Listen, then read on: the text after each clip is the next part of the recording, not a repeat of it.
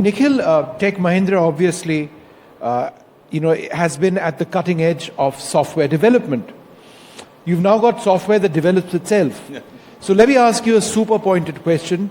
What happens to young coders who you potentially would have hired? Yeah, I think great question. I think we're still at that stage where there's a lot of fallacy and myths being talked about that AI can rewrite and write its software. From the lens that we look at it, there are two ways that you do, right? If you're a product company, no doubt, and you start afresh, 50% of your code still can be written by AI. But from a services standpoint, when we deal with customers, these codes are not very simple codes that you do, right? They've got a large number of integration layer behind the scenes that you do. If I use an AI, we have actually sometimes seen reverse as well in terms of productivity. So you've got to be very careful in terms of where you apply it. And productivity is a term that is loosely flayed out and said that we'll be 40% productive, 50% productive. We have benchmarks. One of the hats, Vishnu, that I don is also a researcher. I've been doing it for the researcher, along with obviously the corporate life in terms of what you do.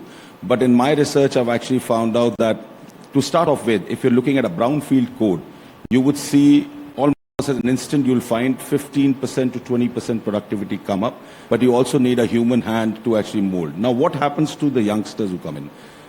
If I only use AI as an API, or only as a system that, you just put some data in and it gets back, yes, there is a risk.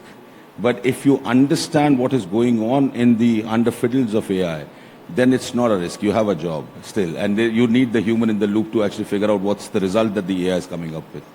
No, so the youngest and the most junior coders who may not be required because you've got the machine writing code would need supervisors, which is where humans fit in. So in other words, those who are coders today move on to a supervisory role. Yes. Because the role they were hired for doesn't really work in the same way. Is that correct? No, you're right. I think in certain cases, yes, there is change that we are actually seeing, and they're seeing a change in the roles as well. But the youngsters who are coming up, let's say a freshman out of college who wants to now join Tech Mahindra, we look at it from two different perspectives. Number one, do you understand the basic construct right? Because none of the AI applications we do with our customers work off the cuff as it is. Right. They need a lot of customization still. You still need people to sit and understand the objective. Yes, there is an objective being posed to you. I want 90% accuracy, and I want it in less than 5 seconds.